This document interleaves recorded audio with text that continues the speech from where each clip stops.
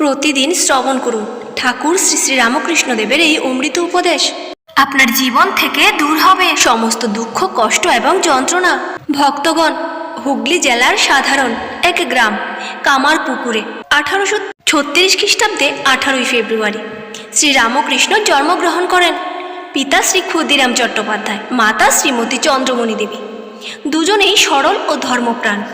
শৈশবেই গদাধরের মধ্যে বয়সের অনুপাতে আলাদা বৈশিষ্ট্য দেখা যায়। বাল্যকাল থেকেই তিনি সরল ও ধর্ম ভাবাপন্ন ছিলেন। 5 বৎসর বয়সে বিদ্যা শিক্ষার ব্যবস্থা হলেও সে বিষয়ে তার খুব একটা মন ছিল না, বিশেষত গণিত শাস্ত্রে। প্রচলিত বিদ্যা শিক্ষায় মনোযোগী না হলেও গদাধর পাঠশালাতে মাতৃভাষায় লিখিত মুদ্রিত বই পড়তে দক্ষ হয়ে ওঠেন। তার ভক্তি মিশ্রিত কণ্ঠে রামায়ণ, মহাভারত, ধর্মগ্রন্থাদি পাঠ লোকে মন্ত্রমুগ্ধ হয়ে শুনত। 10 বৎসর বয়সে তিনি পাঠশালা ছেড়ে দেন। তার ছিল অসাধারণ স্মৃতিশক্তি। প্রথাগত শিক্ষায় শিক্ষিত না হলেও গদাধর পিতা ক্ষুদিরামের কাছে সংস্কৃত শিখেছেন। হাতের লেখাও ছিল খুব সুন্দর। 7 বৎসর বয়সে পিতা ক্ষুদিরামের মৃত্যু গদাধরের জীবনে বিরাট পরিবর্তন নিয়ে আসে। তিনি চিন্তাশীল ও নির্জন প্রিয় হয়ে ওঠেন। অল্প বয়স থেকেই তার মন অনন্তের দিকে ধেয়ে যেত। প্রকৃতির রহস্যময়তা তার সূক্ষ্ম মনে প্রচণ্ড প্রভাব বিস্তার করত। পিতার মৃত্যুর পর বিশালাক্ষী দেবীকে দর্শন করতে যাবার সময় তার চিন্তা করতে করতে তিনি পথের মাঝে জ্ঞানহীন হয়ে যান। আর একবার শিবের অভিনয় করতে গিয়ে সেই ভাব নিজের উপর আরোপিত করে তাতে মগ্ন হয়ে যান। তিনি শিবময় হয়ে চিত্রার্পিতের মতো অবস্থান করেন। এরপর এরকম অভিজ্ঞতা তার প্রায়ই হতে থাকে। অবশ্য গ্রামবাসীর কাছে তার অসুস্থতার নামান্তর ছিল মাত্র। কিন্তু গদাধরের কিছু চারিত্রিক বৈশিষ্ট্য গ্রামবাসীদের অস্বীকার করার উপায় ছিল না। গ্রামে যখন মৃৎশিল্পীরা দেব কিংবা দেবী প্রতিমার চোখ আঁকে, গদাধর বিশেষজ্ঞের মতো দেবচক্ষু কেমন হওয়া উচিত তা শুধু মুখেই বলেন না, নিজে এঁকেও দেখিয়ে দেন। খেলার ছলে তার গড়া দেব দেবী মূর্তি দেখলে দক্ষ পটুয়ার কাজ মনে হয়। শাস্ত্র আলোচনা সভায় যখন বিশেষজ্ঞ পণ্ডিতেরা কোনো সমস্যার সমাধানে বিব্রত হন, বালক গদাধর এক কথায় সে সমস্যার সমাধান করে দেন। সকলে বিস্মিত হয়ে যান।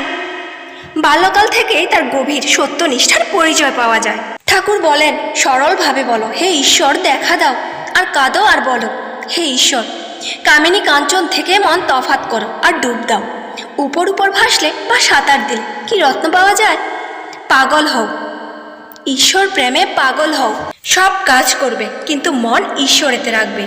স্ত্রী, পুত্র, বাপ মা সকলকে নিয়ে থাকবে ও সেবা করবে যেন কত আপনার লোক, কিন্তু মনে জানবে যে তারা তোমার কেউ নয়।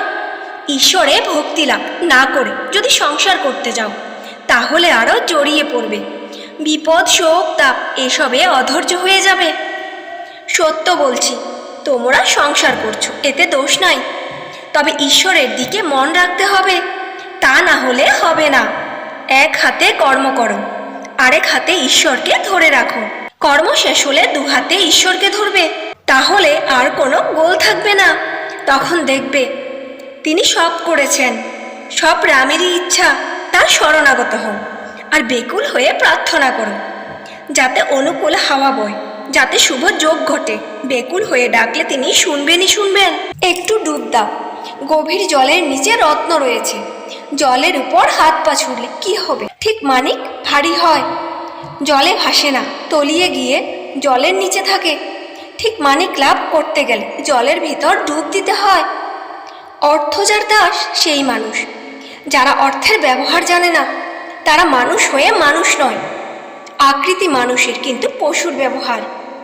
যারা টাকার সদ্ব্যবহার করে, ঠাকুর সেবা, সাধু ভক্তের সেবা করে, দান করে, তাদেরই কাজ হয়, তাদেরই ফসল হয়। ঠাকুর আরও বলেন, দুষ্ট লোকের কাছে ফোঁস করে তাদের ভয় দেখাতে হয়, পাছে অনিষ্ট করে। তাদের গায়ে বিষ ঢালতে নাই, অনিষ্ট করতে নাই।